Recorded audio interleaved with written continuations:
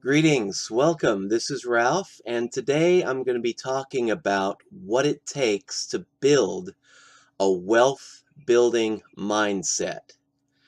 Now, most of us are chained by the mental attitudes that we carry around with us, often the same mental attitudes that we were raised with from childhood right on up to the present day. And these chains that bind us oftentimes go unnoticed. We don't know they're there, but they are there holding us stuck just the same.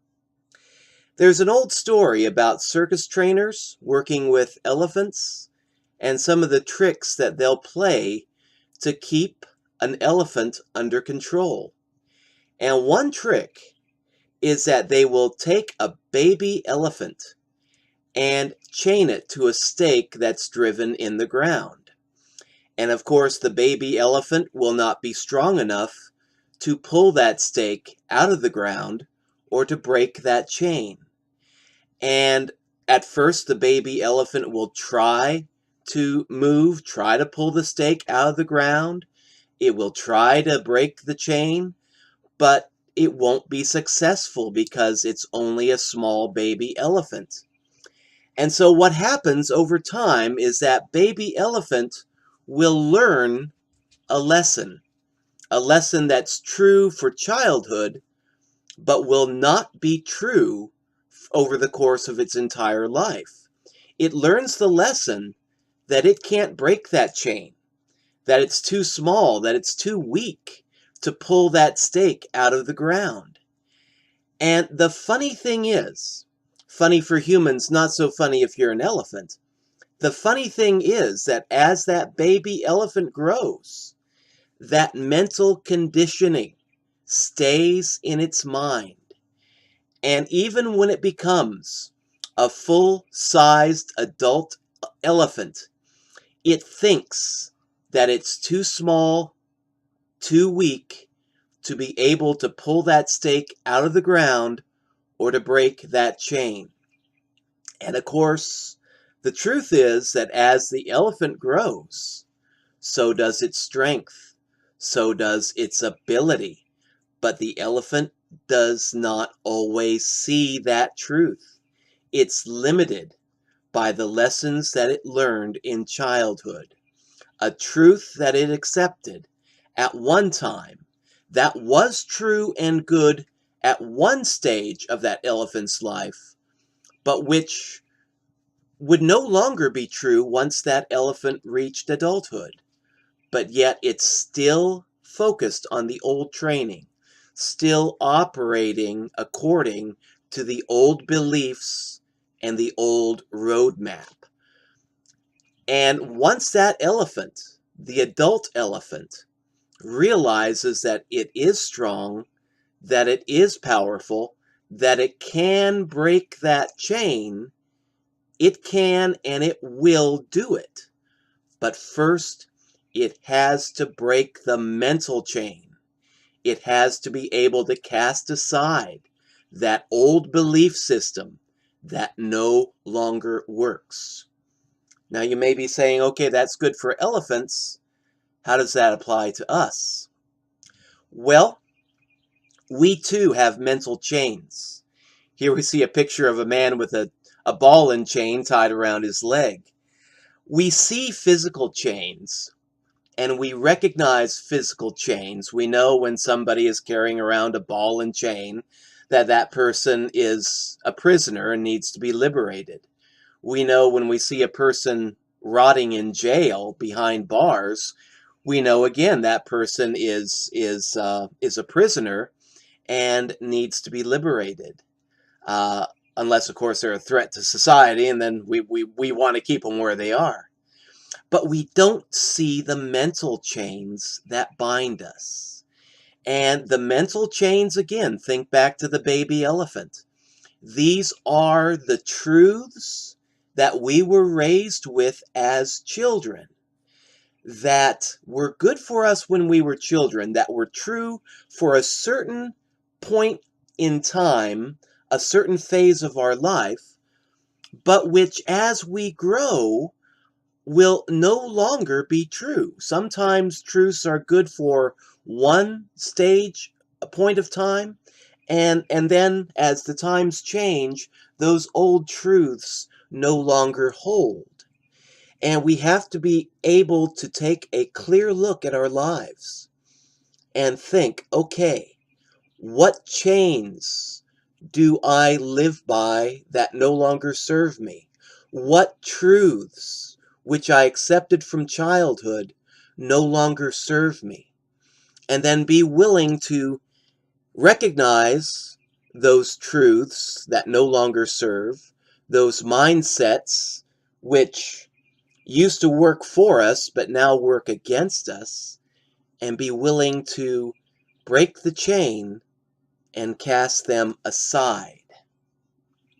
Now, one truth that we've all been raised with pretty much, especially, if you were raised in the 50s or the 60s or even the 70s, is a truth about what it takes to really build your fortune, to be able to get a good job, work hard at it, and apply yourself, and just live the American dream, and just be set for life.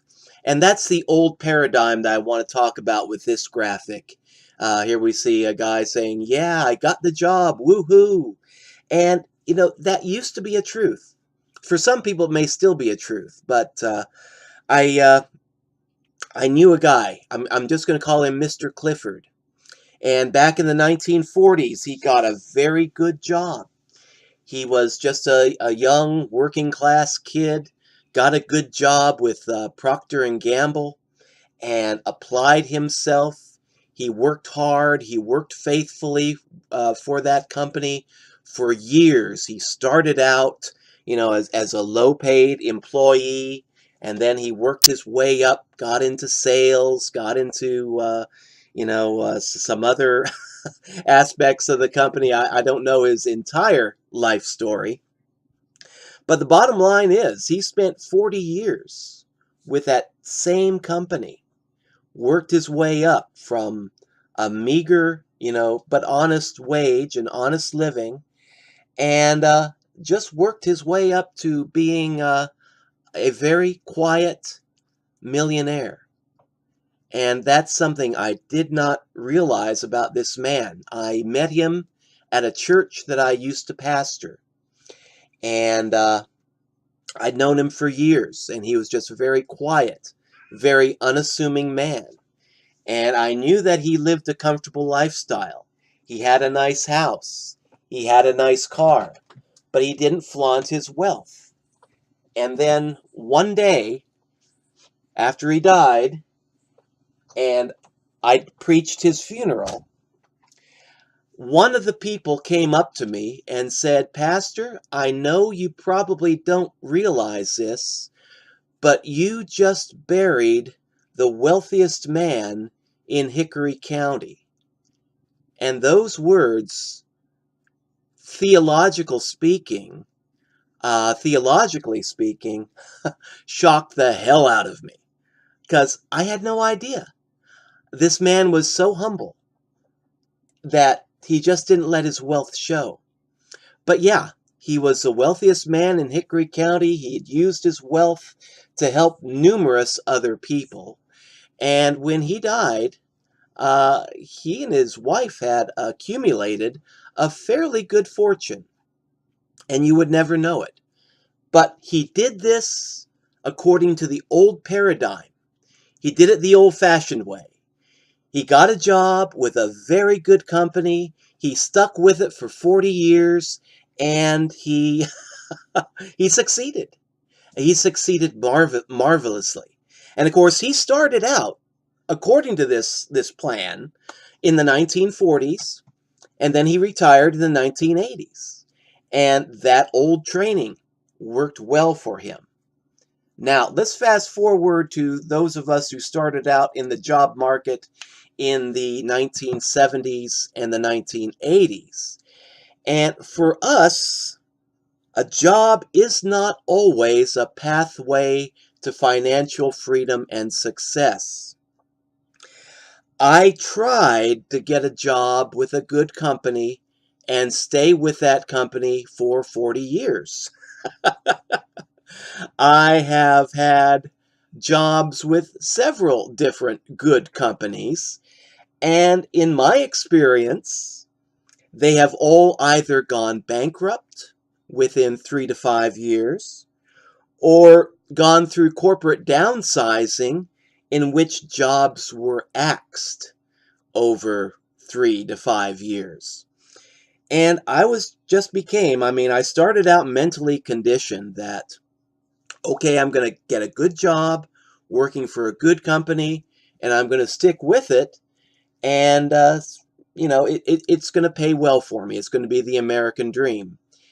And when I began to see company after company after company that I worked for going through either bankruptcy or downsizing and seeing myself and other people cut out of the job market because of this corporate bankruptcy or corporate downsizing, I began to get stuck in a new paradigm. I'd get a job and think, okay, this is only going to last about 3 years or 5 years if I'm lucky, and I'd better be looking to the next big thing.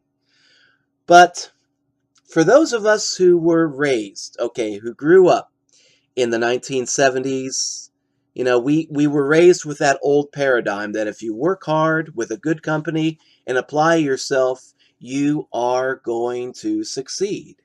And we carried that with us into the 1980s, and that's when we began to see this new era of corporate downsizing, jobs being outsourced, companies going bankrupt and being sold out to China. Uh, for us, the old paradigm no longer worked. And instead of a job being your pathway to financial independence, a job becomes a just over broke or a juggling our bills.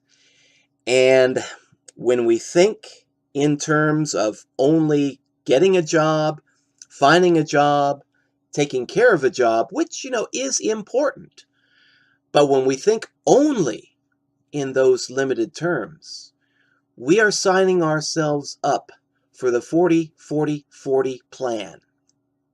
And that is, you work 40 hours a week if you're lucky. Some people with a job, a just over broke, only get like 20 hours a week. So they have to work multiple jobs. But yeah, if you're lucky, you get to work 40 hours a week. And if you're lucky, if the company doesn't go bankrupt or axe your job because of corporate downsizing, and you're able to do that for 40 years, you do your 40 hours a week, you do that for 40 years, and if you're successful, you retire on 40% of what you used to earn, 40% of what you struggled to live on all your working life. And the sad thing is, 97% of Americans are stuck in this 40-40-40 rat race. And they don't really realize it. And if they do realize it, they just accept it as being their only alternative. What else am I going to do? This is the only paradigm I know. And when you awaken to a new paradigm, go through a paradigm shift, you begin to see you have more options. The paradigm shift here that I'm talking about is breaking the mental chains that we were raised with, being able to see the truth in our old ways of thinking, and also be able to see the falsities in our old ways of thinking. Where our old paradigm still serves us, you can successfully use it and work with it and do well. But when you have old paradigms that you were raised with that no longer work, they become chains that bind you. And what we need to be willing to do is to see that old mental conditioning for what it is. Oftentimes, belief systems that served us well for the first 10, 15, or 20 years of our life, but which really only serve to cripple us in our present day life. And when we see old ways of thinking that no longer work for us, we need to have the courage to break those mental chains and move on. The old way of thinking was that if you work hard, you apply yourself, you work for a good boss and a good company, then you're going to make it. You can't help but succeed in life. And I was raised with a work ethic, a very strong work ethic. My father had it. My brother still has it, 71 years old, and still works like an ox. And God, he's probably going to be working until the day he dies because that's just the way he's wired. He hasn't been able to see into the new paradigm yet. But yeah, the old paradigm of if you work hard for a good employer, you be a good employee, you can't help but succeed. And many people have succeeded with that old ethic, that old work ethic. But others have found it difficult because good employers are hard to find. Good jobs are hard to find. It's easy to find a just over broke, but to find a good old-fashioned job that will take care of you for 40 years and allow you yourself to retire in luxury, those, the old American dream, they may still be out there, but they're very hard to find, and they're becoming a thing of the past. I have a friend who entered the job market back in the 1970s, and she got a very good job with Kodak, Eastman Kodak. And again, she worked her way up, and she has done well. She had that old-fashioned work ethic. She got with a good company. She worked hard, and for the time being, she has been successful. But the last time that she took a vacation, I could tell she was worried because what's happened in the world since the 1970s? Eastman Kodak used to be the prime supplier of quality film. You know, Kodachrome used to be a very, very hot product. Then we had the digital revolution, where people no longer took pictures with cameras that used film. People nowadays take pictures with digital cameras and or their cell phones. Who even needs a digital camera anymore? Just whip out your cell phone and you can take a nice picture or do a pretty good video. So the digital revolution has hit hard in many sectors of our society, and it's also hit hard with Kodak. And the last time that I met my friend and she was on vacation, she was taking numerous business calls on her vacation because that Kodak was going through that corporate downsizing thing that I had fallen victim to numerous times in the past. And she was fortunate. She had managed to stay just ahead of the corporate job-cutting acts. But she knew that it could be only a matter of time before her job was downsized, out of existence, or outsourced to China. So, job security used to be something we thought about, used to be something that we wanted. Used to be something that was attainable. And nowadays, job security is not that something we can take for granted. And so rather than working hard, you have to train yourself to work smart. If you have a just over broke, take care of it. As long as it's paying your bills, as long as you are reliant upon it to provide for yourself and your family financially, take care of your job. Be a good employee. Work hard, but also work smart. Realize that that job will not, in all likelihood, take care of you for the rest of your life. Realize that the corporate job-cutting axe can cut your job and leave you unemployed within a heartbeat. And be willing to work smart. Don't just work hard as an employee, but also in your spare time while you're still working your job, if you're lucky enough to have one. Work smart as a network builder.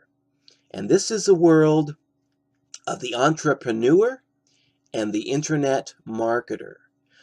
Uh, I've been working at Just Over Broke. I worked at Just Over Broke probably for about 30 years, thinking that, uh, my job would take care of me if I just took care of it. And every 3 to 5 years, having to change my jobs because of bankruptcies, corporate downsizing. And it took me about 30 years to begin to see the wisdom in becoming an entrepreneur and spending my spare time building networks, building relationships with people, either on YouTube or Facebook or Twitter or some new sites that I'm learning about, such as Global Moneyline, uh, internet sites that put you in contact with potential customers, potential people that you can potentially network with and build relationships with and build businesses with. But it takes time. You don't quit your job and become an internet marketing genius just within 24 or 48 hours. I have spent a good 7 or 8 years at it. And it is difficult to build up your network. It is difficult to become an entrepreneur and a network marketer, especially if you're starting from scratch. But if you know the right people to work with, if you know the right people that you can talk to, ask questions of, the people that will accept you as a student, mentors that you can work with, the whole process becomes easier. But bottom line, I want to leave you with now, if you have a job, a just over broke, work with it while you need it, but also in your spare time, learn to build networks. And we're going to be talking more about that later on in future videos. But you're not going to become a successful entrepreneur overnight. When I quit my Just Over Broke, I thought I had a good plan. I thought that I was going to go ahead and mow lawns for people. I live in a retirement area, a lot of old people that really can't do a lot of hard physical labor. So I was going to trade my labor for their money, and I thought I could not help but succeed. And in my Just Over Broke, I left my corporate Just Over Broke to own my own Just Over Broke, my own job. I went from being corporately employed to being self-employed, and I was marginally successful. I didn't realize that it would take a few years to build up your own business. And I really wasn't thinking in terms of network builder yet. I was thinking in terms of just putting an ad in the paper, having people call me, doing a good job, and the whole world would beat a path to my door. And it just didn't work out that way because in my neck of the woods, I had a brilliant idea to be a lawn care person to a lot of old people. 3 other people in my community had the exact same good idea, and we were just cutting our own throats trying to outwork and outperform one another.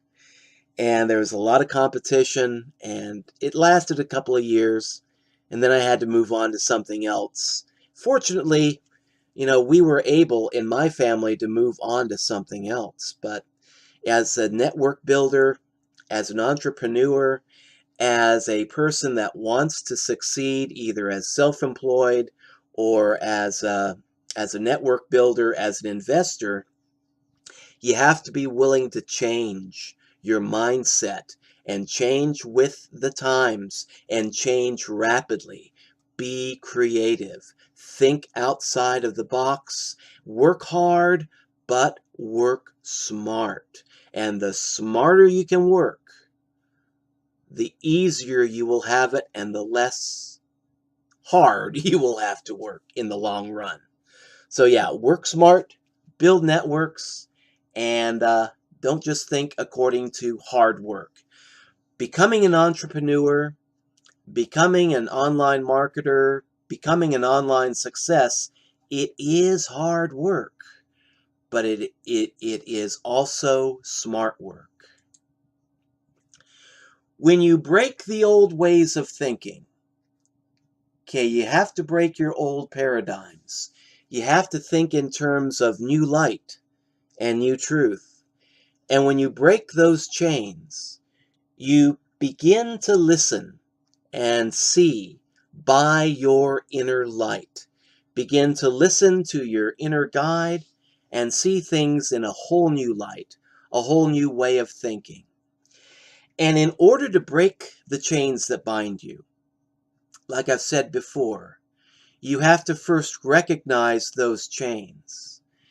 And oftentimes, we don't see those chains because we spend our time networking with people who are on our same level of income, our same level of education, our same socioeconomic group, our same religious group, our same ethnic group.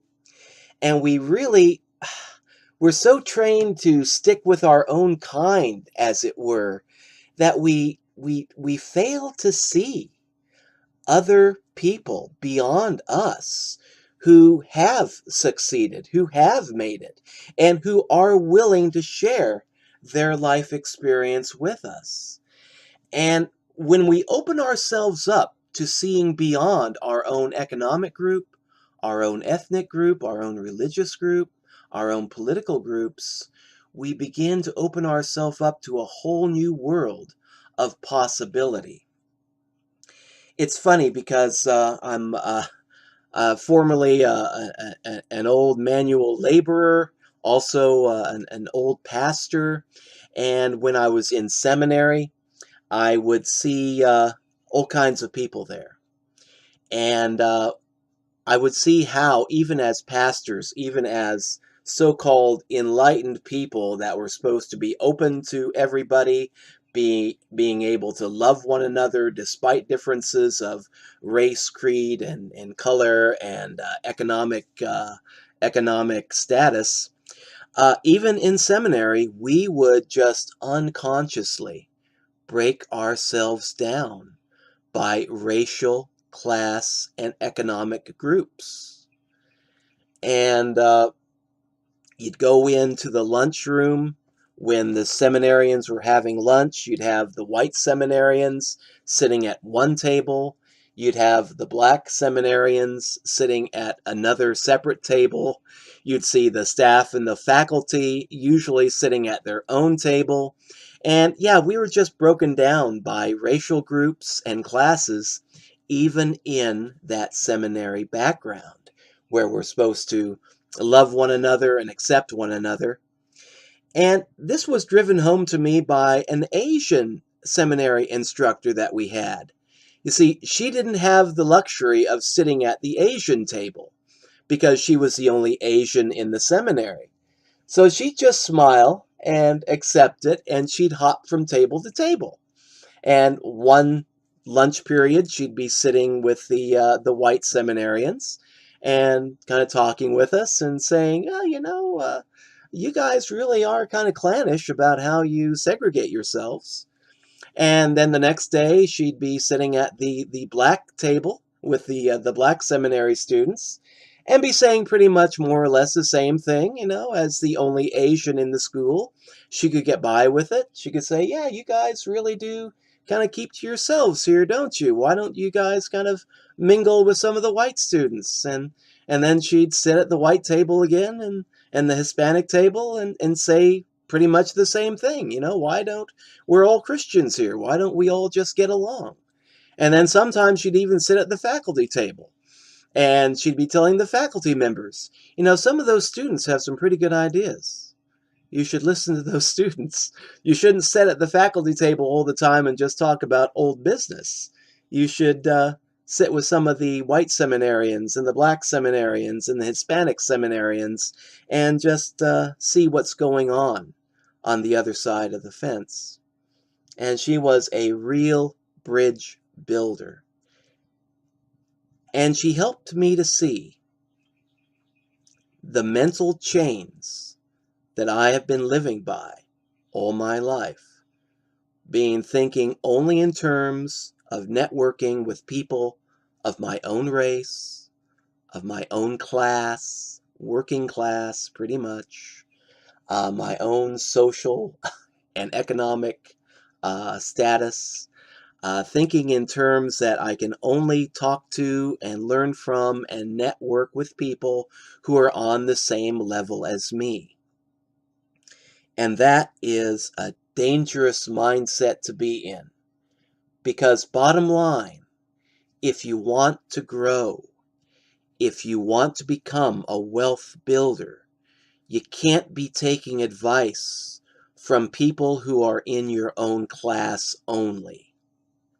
You have to be willing to listen to and learn from and network with people who are where you want to be. And most of us don't do that. We network with people who are stuck in the same trap that we ourselves are stuck in.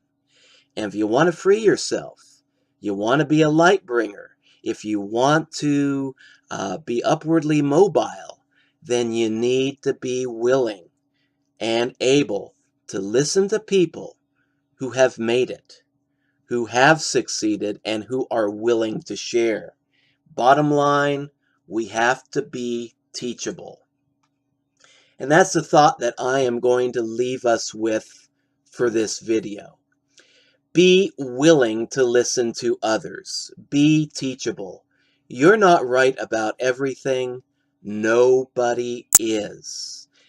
And as a entrepreneur myself, I'm still just starting out. I'm still learning the ropes.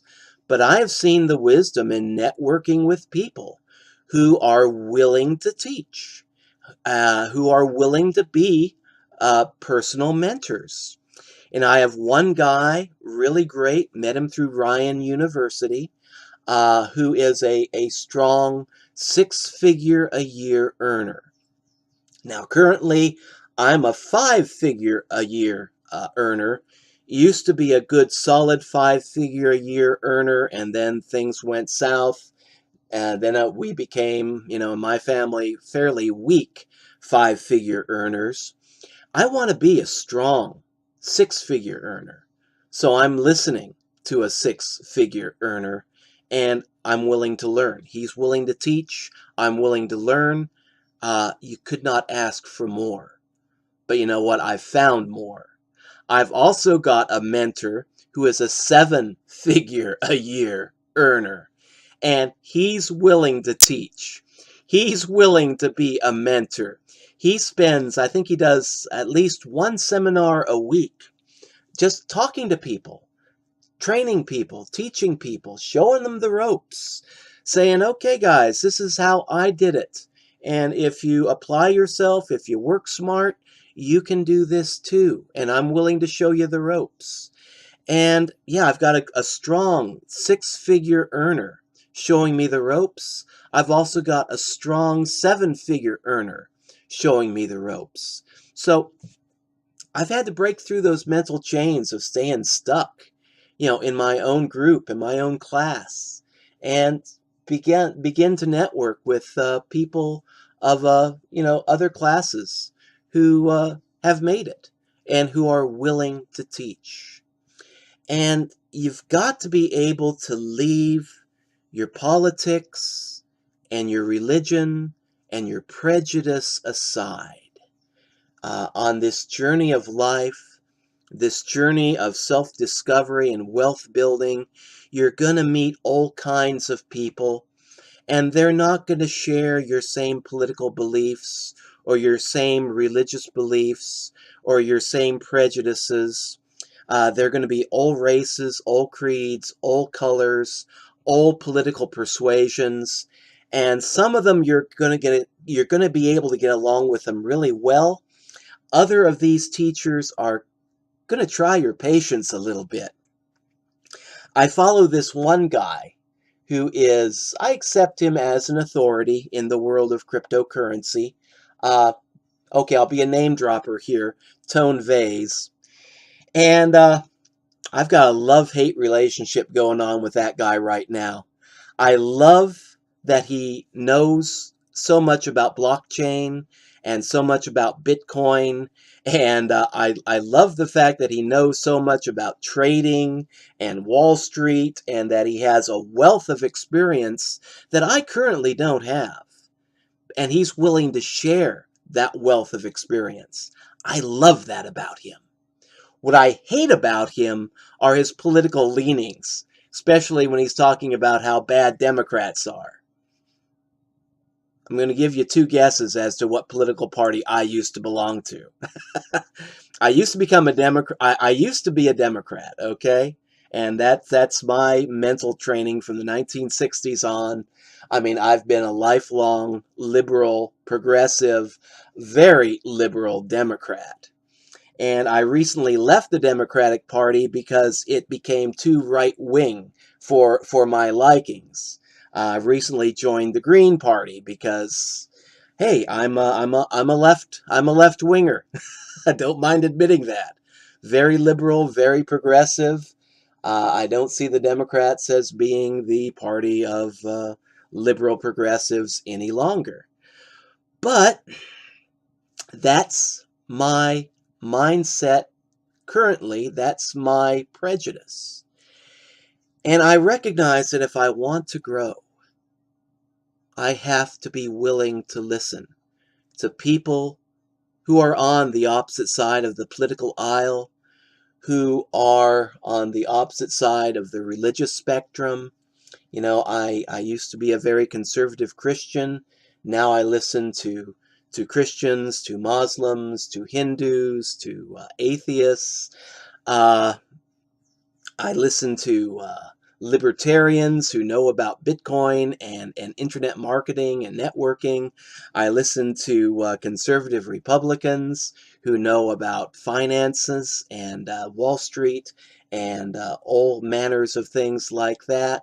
And I also listen to my fellow liberals to kind of see what they have to say, because truth is never polarized.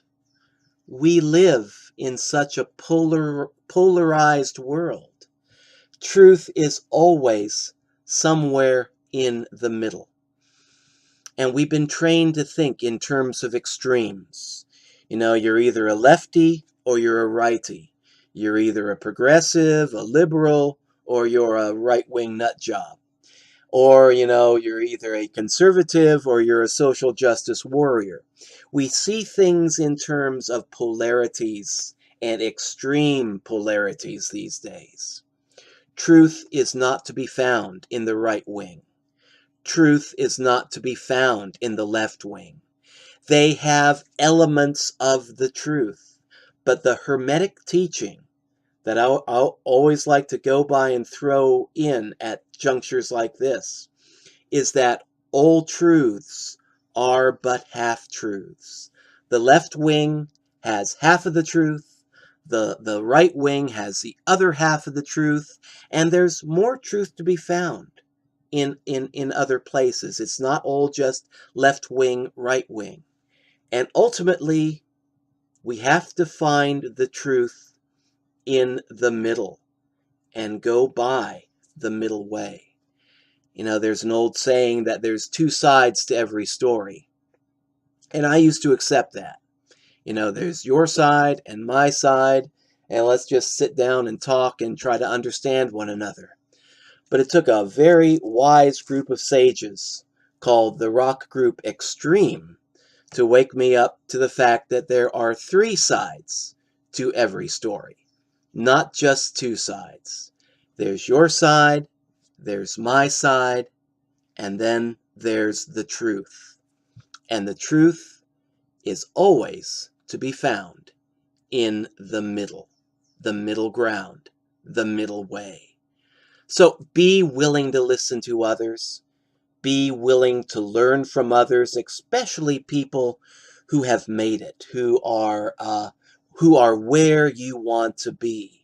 But also pay attention to people who are around you, who are on your same level, who have begun to develop some pretty good ideas and who are beginning to make their way up the wealth building ladder. Because one thing that will help you, not just talking to people who have made it, but when you're networking and talking to people who are currently in the process of making it, who are working their way up from working class hero to entrepreneur and online marketing success story, it gives you hope. It begins to build within you the mindset that, hey, if they can do it, and if they are in the process of doing it, then I can do it too.